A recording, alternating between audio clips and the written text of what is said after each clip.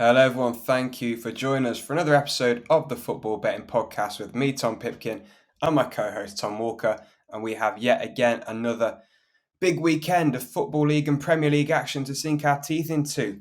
How are you doing, Tom? Doing great, mate. Really enjoying the season being back, to be honest with you. I'm still in that appreciation phase of having our wonderful English divisions all back on a regular, consistent basis. I feel like I'm getting a bit greedy because I'm similar to you, but there was no midweek football this week. And I feel like I need to be fed some more football Yeah, I'll be this week. honest with you. When I was having a look at the weekly schedule, right, to have a look what we could offer the profit chasers, seeing that there was no midweek football did leave a big gap in the schedule. I'm with you, mate. I'm with you. Yeah. I missed it. There was what was there? There was the EFL trophy, but I'm not quite at those levels yet. No. No. No. So we're going to go through the Premier League, Championship, League One, and League Two as ever. We're going to pick out our best bets from each of the divisions. Then we'll wrap it all up in the bomb-proof treble, and we'll give you a recap of last week's bomb-proof treble as well, which unfortunately did not win. Only conceded one goal, but didn't score enough, did they, our teams? But we'll recap all that in full later in the show. Anything else, Tom, or shall we go straight into the Premier League and what we fancy? Yeah, we'll go into the Premier League, and I'm going to start us off with a bit of a Hail Mary, but I think it's worth mentioning. I I can see Luton getting something at Stamford Bridge on Friday night, Okay, to be this is honest with you. you've opened the pod on a big call there, haven't you? We're not Uh, messing around today. No, I mean Chelsea are 1.2, the draw's 7, and Luton are 13.0. Massive outsiders. But yeah, I don't see why Luton would go there with any fear. Number one, like this isn't Arsenal, this isn't City. This is a team in transition. Maybe it's because it's on the Friday and I kind of want to have a bit of fun with some Friday night football. I was having a look at two things. Number one was both teams to score, yes, 2.1. Brighton, the top of the league, and Luton managed to score at the Amex. Yes, it was a penalty, but it was comfortably tucked away by Carlton Morris. It's 2.1. Chelsea definitely, again, in that transition phase, can certainly see them getting some goals, but maybe letting one in at the other end too. And then the double chance is kind of fun. 4.33, draw or Luton. Stranger things have happened, mate. I think Friday night, if this is 1-1, there's obviously a big Chelsea inquest, but like it's not like we haven't seen a promoted team come up and get a surprise victory when a top six team is kind of on their knees. I don't think this would be as big of a shock as people think. And yeah, double chance 4.33. I might have a very small tickle on 13s just because that's very big. Okay, I'm just looking through the markets whilst you were talking there and seeing if there's anything that I liked. The only thing really, yeah, I don't know. I don't think I'll be back in Luton on the nose or double chance personally, but um, I don't think they'll get battered. Uh, Luton +3 on the handicap is 1.44, so just a touch under 1 to 2 there. So if you don't think Luton are going to get battered on Friday night, you could stick that in your accumulator and maybe boost your odds a little bit ahead of Saturday. That involves Luton to lose by 2 goals or less. Mm. And I think, I'm a huge fan. I think Carlton Morris and Elijah Adebayo will both be Premier League players for the majority of their career. Morris is 6 anytime. Adebayo is 6.5. I think if Luton are going to score, it will come from one of those two. Okay, into Saturday's games then. I'm going to start off with the 12:30 Bournemouth against Spurs. On the nose, not bothered. I think there'll be both teams to score though in this particular game. The odds for that are 1.53. So the bookies agree, won't spend too long on it. Bournemouth, 4 out of the last 5 games have been both teams to score, And Spurs, 8 of the last 9 games have been both teams to score. That obviously covers pre-season as well for Spurs. Um, the last 2 games that these two have played each other have been entertaining ones. They finished 3-2 on both occasions last season. So there's form in this fixture for plenty of goals. The teams themselves struggle to keep clean sheets, but are capable of scoring. And I think, again, it'll be an entertaining one on the cards, but it's a short price. Let's get some extra value out of Arsenal and Fulham. Arsenal are priced at 1.2, and they're the team I'm interested in, of course. But we're going to boost that to evens, 2.0. We're going to go for Arsenal to win and both teams to score no. Brilliantly resilient from Arsenal in their Monday night football win over Crystal Palace. Nice clean sheet there. They did concede on the opening day. Nottingham Forest did score a very nice counter-attacking goal.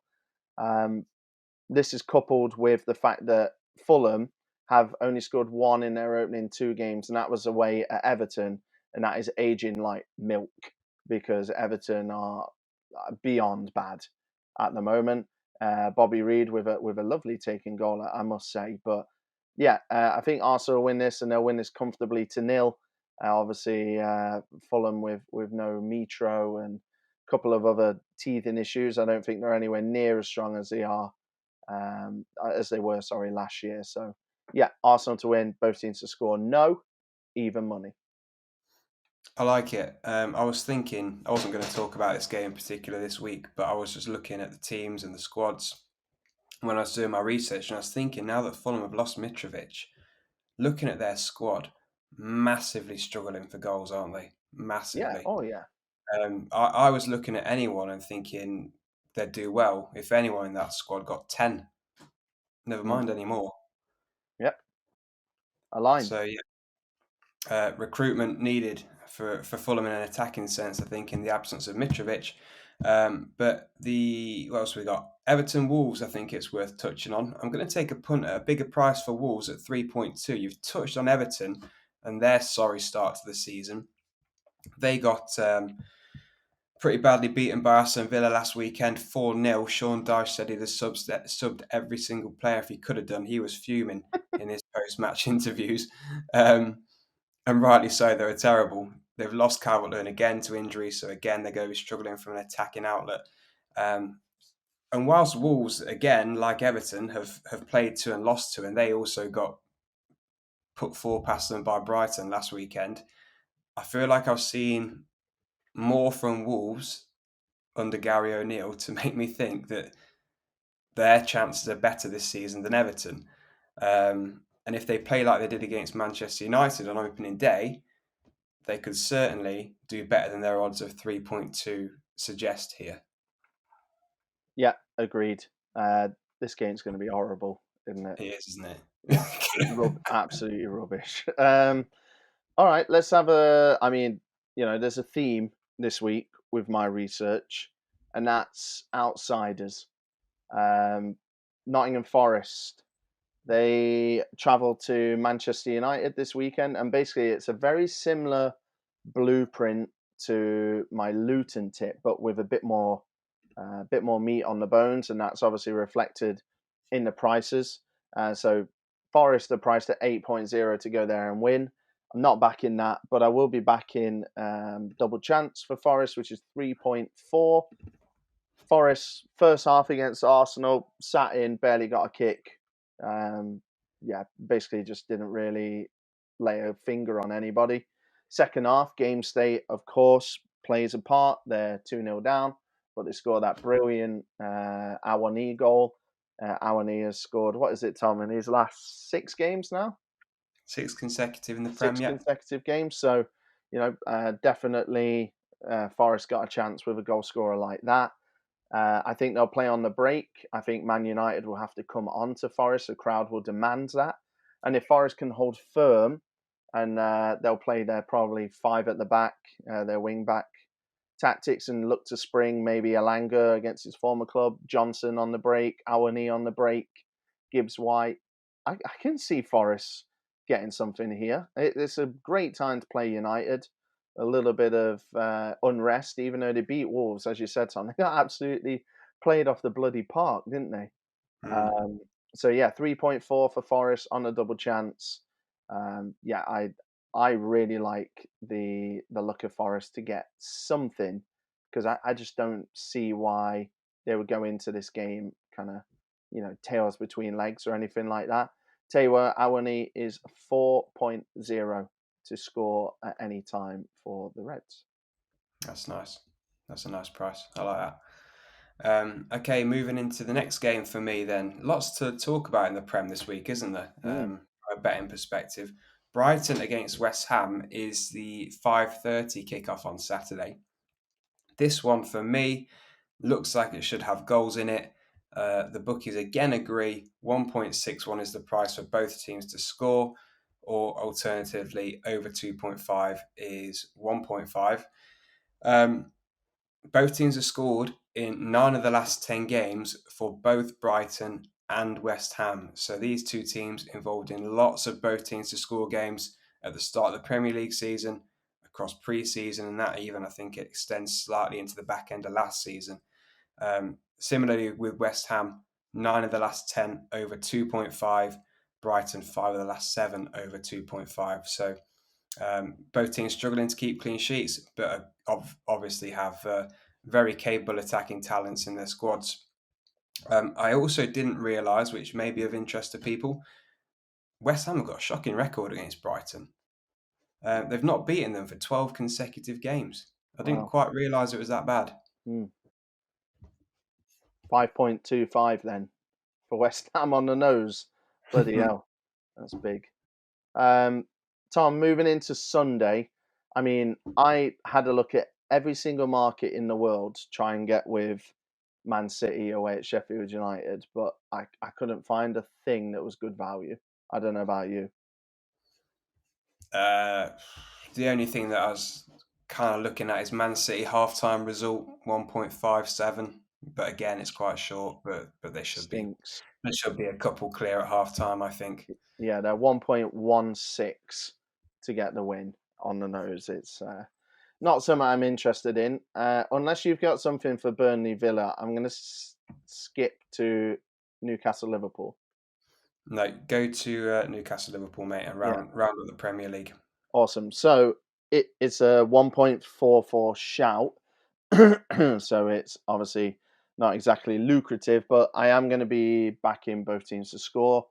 Um, Newcastle at home, just under Eddie Howe and under this project have consistently found the back of the net. They've got so many threats, and they keep building, don't they? In the transfer market, they could have been a bit more. They could have showed me a bit more away at Man City. Not exactly the most potent performance from Newcastle, but it is the hardest game in the league, so we'll let them off with that, and we're going to be leaning more towards that 5-1 demolition of Villa.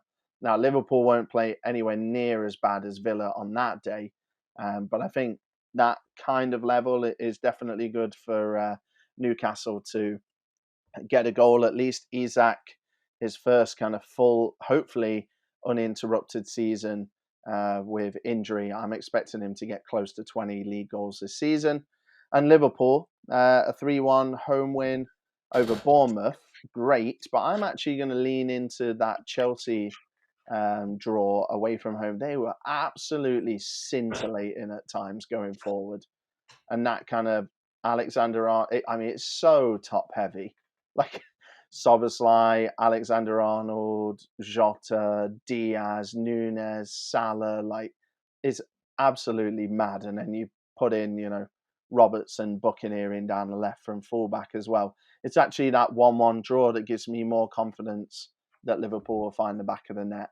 And it's tight, but I'm really confident in both teams to score. Okay, cool. Let's move into the Championship then. I'll get us started, and I'm going to kind of bundle two tips into one little spiel, if I may, because again they're both quite short priced, but my research again, like yours, seems to be focusing on outsiders a lot of the time. Both teams to score again for me is another one in the Sunderland against Coventry game. or Coventry against Sunderland if we're terming it correctly, because Coventry are the home side. 1.66 is the price for both teams to score. Sunderland have had 10 consecutive games, both teams to score. That obviously extends across pre-season and the 4 competitive games they've played this season. They haven't kept a clean sheet for 13 consecutive games or 1 clean sheet in the last 18 games, spanning back into last season again there. But yeah, really struggling to keep clean sheets. I think it'll be both teams to score. Yeah, Coventry 6 of the last 7 again themselves, both teams to score. So a lot of form for it. Statistics look good there. And again, Southampton, I go on about it every week on the pod at the moment. They cannot keep a clean sheet. It is now 21 consecutive games since they last kept a clean sheet. Both teams to score in their match against QPR is 1.9. So that's quite a good price, really, for a team involved that hasn't kept a clean sheet for 21 games. The quality, I guess the question is, are QPR good enough to score past Southampton? But I think they can. I'm going to back anyone. I'm going to continue to back this trend until it ends. You probably could couple it up nicer with Southampton to win and both teams to score, which is 3.0, so 2-1. But yeah, also both teams to score on its own, whatever you fancy. Okay, awesome. I am going to go to Norwich. Well, not to Norwich. They're actually in Huddersfield. So I'd say if I was reporting in the gantry for Soccer Saturday time, I'd say I was going to Huddersfield, right, to report on the game. You would. So yeah, 2.1 for, honestly, I'm going to say probably the surprise package so far for me in Norwich. I think I had them in 15th in Yeah. my preseason predictions. I think most people had them maybe mid-table. Like, I don't think anyone was really expecting much from this Norwich side, and they've been absolutely spectacular so far. Led by John Rowe, an academy product who has had a lot of injury issues.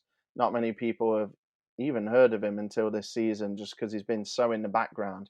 But he's scored in every game so far, 4 consecutive games he's scored, and they've got some of the probably the best operating players in the league on current form. So that's exactly what Huddersfield do not want coming to town at the moment.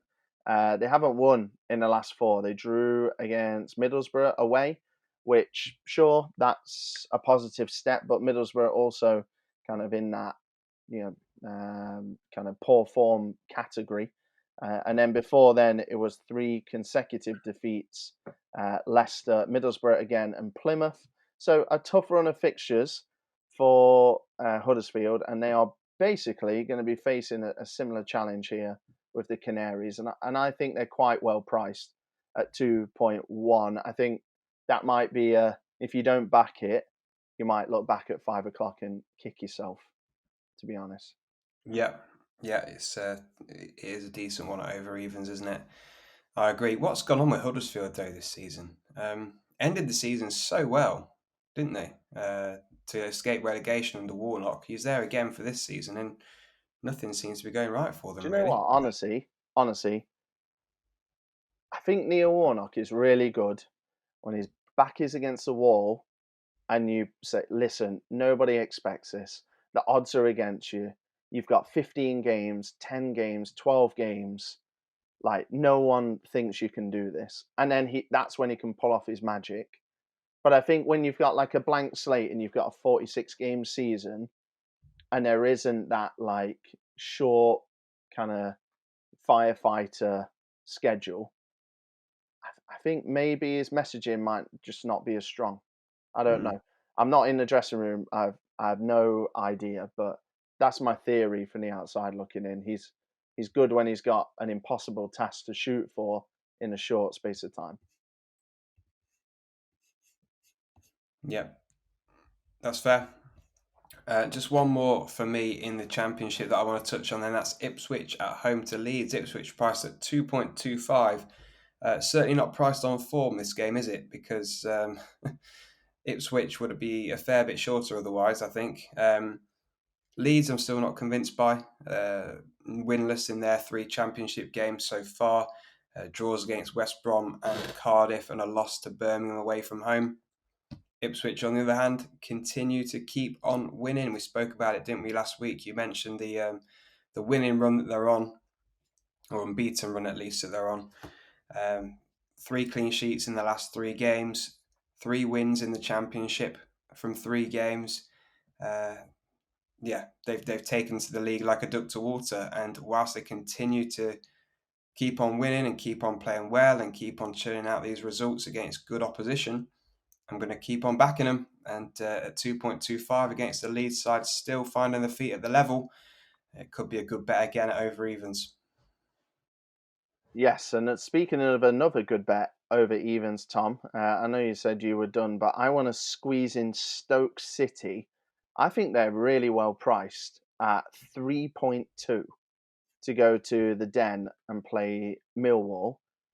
Gary Rowett, your football is not very good, has been the recent chants from Millwall fans towards manager Gary Rowett, who has a bit of a reputation of doing well for a while and then kind of fading away and, kind of the cycle getting a bit stale.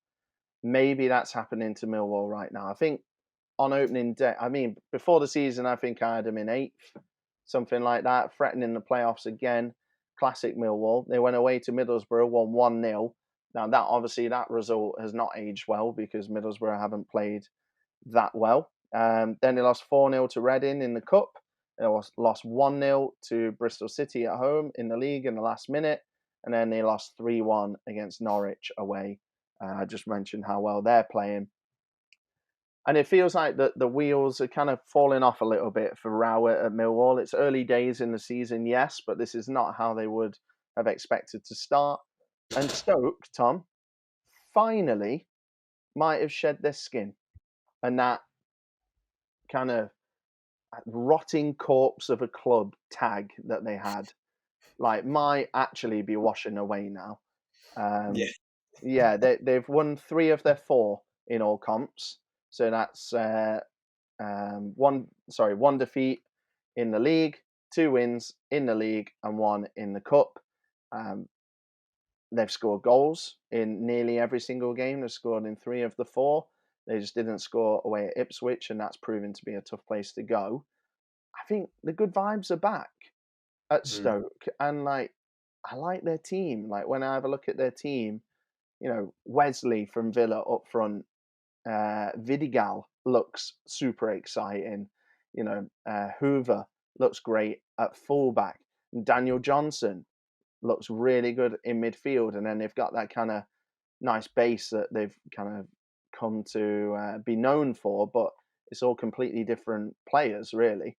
I like Stoke, and I think they can go there and win. And I thought 3.2 was way too generous. Yep. I like the price. I agree. I didn't really kind of miss that one, to be honest, when I was doing my research. But that is why you're here, I guess, to complement each other well, and you fill in those gaps. Mm. No, that's good. Let's move into the champion. No, we've just done the championship. Let's move into League One. Sorry. I'll get us started with Wigan at home to Barnsley. 2.25 is the price for Wigan to continue their ascent up the league table, making the points deductions a thing of the past now. They're on positive points. They're on 2 points. They're out of the relegation zone. They've won 3 of their 4 games they've played so far, drawing the other one. Really impressive have been Wigan. They've beaten Derby away. They've beaten Bolton away. So beaten 2 top sides in this division already away from home. And they're at home this weekend against a Barnsley side who seem to have had a splurge of goals on opening day when they beat Port Vale 7-0, then been crap since. Mm. Not entirely sure what's gone off with Barnsley, but yeah, since that opening day 7-0 win over Port Vale, they've lost 3 and drew 1 of their competitive fixtures. So yeah, this Barnsley side is struggling. Doesn't seem to be any signs of it turning around. They've conceded 3 goals in their last 2 games, and that was against Oxford and Peterborough. And yeah, we're going firing all cylinders on a good run of form, a good price to inflict another defeat on Barnsley here. Let's talk about another kind of confusing team here. We're going against Charlton Athletic, a team that did quite a bit in the summer, and I think a lot of people got quite excited, and so did Oxford, and a lot of people got excited by them as well. And the fortunes are completely drastic. We've got Oxford, the home side here. They are fourth in the league. They're priced at 1.85. And then we've got Charlton, the visitors. They are in 18th and they are priced at, sorry, where's that gone? 3.8. Big outsiders. We're going for Oxford. 3 wins in a row. 1-0 win in the league at home against Carlisle. That's pretty expected, I think. But 2 away wins, Tom. Now, how good are these two on paper compared to how good are they in real life and in their current guise? I'm not 100% sure, but a 2-1 win away at Derby and a 3-1 win away at Barnsley for Oxford, that's impressive stuff. It really is. And then we look on the other side with Charlton. So far, they've lost to Newport County in the Cup, Bristol Rovers, Port Vale, and Peterborough. So far, they've only won one game. That was a 1-0 win against Leyton Orient. That, of course, being their only clean sheet as well so far this season. I'd love a little bit more than 1.85, but I am really confident that that one will come in. Yeah, looks a good one. Are you excited, Tom? I'm always excited when I'm Yeah. talking to you. Don't ask why, but no. Peterborough are above evens. I remember last week on the pod you said Woo, you woo, always get woo, excited woo. when you see the posh above evens for a match. You get excited. So Yes, yeah, let's get excited this weekend because they're 2.55 to win at home against Derby County. This is a Derby side who, like we've touched on, we've already mentioned a few teams that have beaten Derby in our previous tips. Been very unconvincing so far this season. In the league, played 4, won 2, lost 2. Uh, Plenty of discontent on the Derby Twitter timelines, it seems, about Paul lovely. Warne and his tactics and the way they're playing and the lack of goal threat. But they're going away to a Peterborough side who generally have started pretty well. Lost to Northampton last weekend aside, won 4 games prior to that, so 3 in the league, 1 in the cup. Um, so yeah, back at home where they generally play best historically. I think if Derby had another off day, Peterborough could well and truly put them to the sword here because they're the kind of side who could batter a team on their day, Peterborough, and score 3-4. But yeah, Derby really need to be at it to get anything out of this game, I feel. And 2.55 is a generous price for Peterborough. It is, Tom. You took it off my list, boy. Um, Let me entertain you. Da, da, da. Port Vale, Robbie Williams, Port Vale are at home to Carlisle United this weekend. Port Vale 1.8. Oh, it's bloody tight. Shortest price Carlisle, in League One this weekend, Port Vale. sorry? Shortest price in League One this weekend. Oof, look at me. That was me thinking I've found like a good solid winner that no one's talking about, and you've just gone and ruined it with that stat. Carlisle are 4.5. So, and for good reason. I think, I like Carlisle, and I'm kind of rooting for them this season. They're a small team in a tough spot to get players to go and play, and they've got promoted against the odds, and yeah, it's just a good story. But let's be honest, they are struggling. Um, in the league so far, they've only managed 2 points, 2 draws, 2 losses from their opening four. So waiting for that first win. And yeah, Tom, I'm going to do the classic. If you told me after Port Vale lost 7-0, I'd be backing them. 3 weeks later, I'd think you were crazy. But here we are. They've responded brilliantly, haven't they? They beat Fleetwood in the cup. They beat Reading at home in the league. Drew away to Blackpool, which is a really good result, and they beat Charlton away. So they're back at home. And yeah, Port Vale for me, a team that is showing signs of life when they looked completely dead and buried. Um, line still led by James Wilson. Funso Ojo in midfield is very exciting and is catching the eye. And Conor Grant as well, a summer addition from Plymouth, has slotted in beautifully and is playing some really good stuff at the moment. So, yeah, Port Vale for me, they are priced at 1.8. Okay, and for my, I wouldn't have believed you if you told me this at the start of the season that Cambridge United would be top after 4 games. Uh, Whoa! they're 2.9 to get a victory this weekend away at Leighton Orient, and I think it's worth talking about because it's a big price. They're fairly big outsiders here. Leighton Orient 2.37, the home side to get the win. But yeah, Cambridge, if I feel like I'm joining them now until things maybe take a turn for the worse. But Mm. yeah, whilst on a good run, let's jump on board. Leighton Orient, no wins in 14 consecutive games. We've spoken about this rot that seems to have set in there following their promotion. Um, I just think, yeah, like this Leighton Orient side, I can't go anywhere near. They got a creditable 0-0 against Blackpool last weekend, which is by far their best result of the season. But they're still not scoring goals. They've only scored goals in 1 game so far this season. That's League and Cup. So lots of blanks there. Um, Lots of losses, lots of blanks. And Cambridge, like I say, just riding high. Beating Bristol Rovers, beating Fleetwood, beating Oxford, all to nil. And at 2.9, there are much, much worse shots this week at nearly 2-1. Into League Two then. Yep, you happy to go to League Two? Yeah. Well, we'll start with the best team in the entire English football pyramid at Mm. the moment, Gillingham. They're at home to Colchester, and they are priced at 1.8 to get the victory. And this may well age really badly, but if you said to me, Tom, who is the one team that you'd put your house on winning this weekend? It would be Gillingham for me. 1.8 is a nice price, I think, for that. They're at home to Colchester. We've got top versus bottom, 100% win record versus 100% lose record. Hmm. What can go wrong here? Hmm. um, Gillingham have won all 4 games that they've played in the league this season. They've won them all 1-0. Colchester have played 3 and they've lost 3 to Bradford, Wimbledon, and MK Dons. So they've not had the easiest of starts, to be fair to them. But yeah, no wins.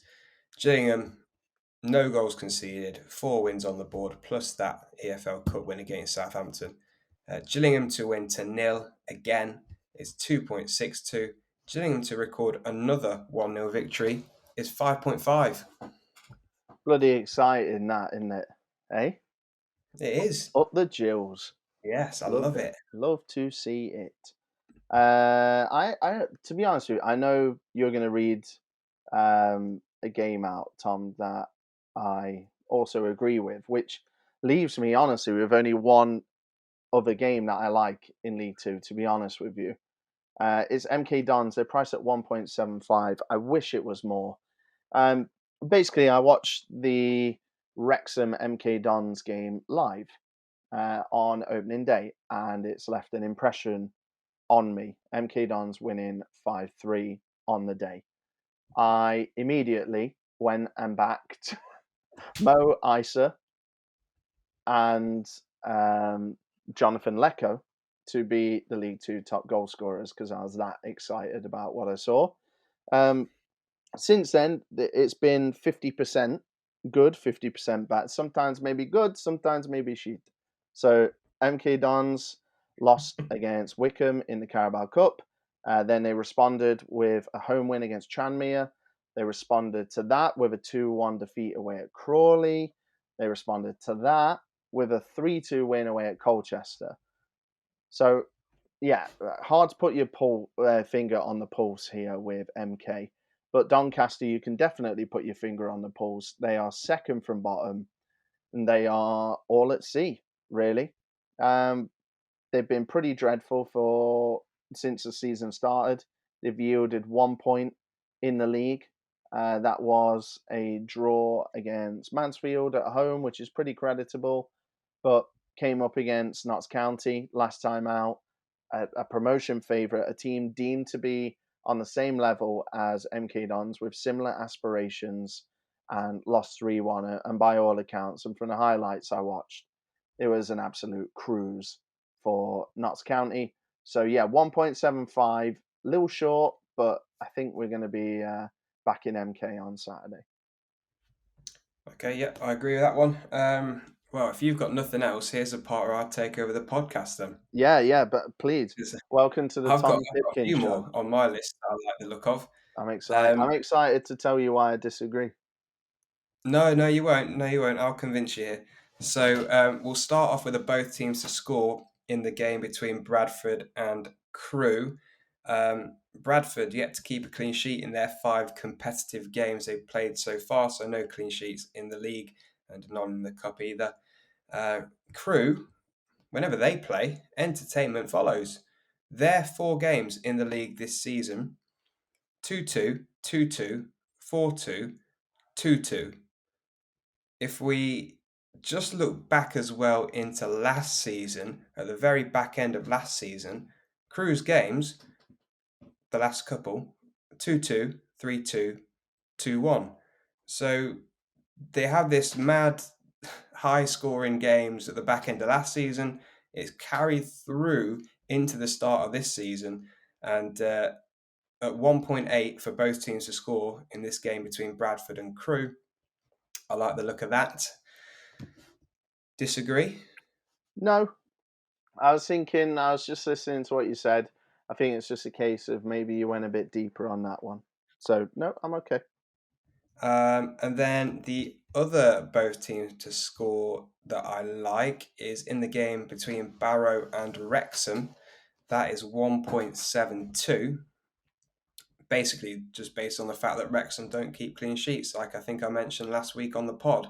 Yeah. I can't, I can't go against. I've got to go for both teams to score when one of the teams involved, which is Wrexham, have conceded 5 twice in 4 league matches already this season.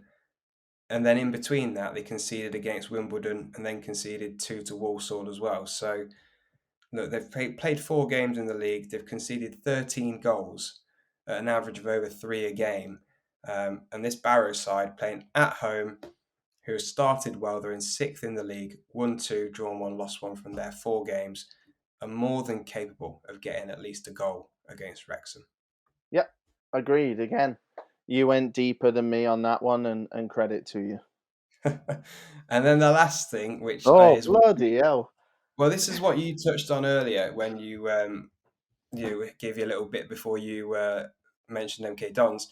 The final tip of the podcast this week is AFC Wimbledon at Mm. home to Forest Green Rovers, priced at 1.9.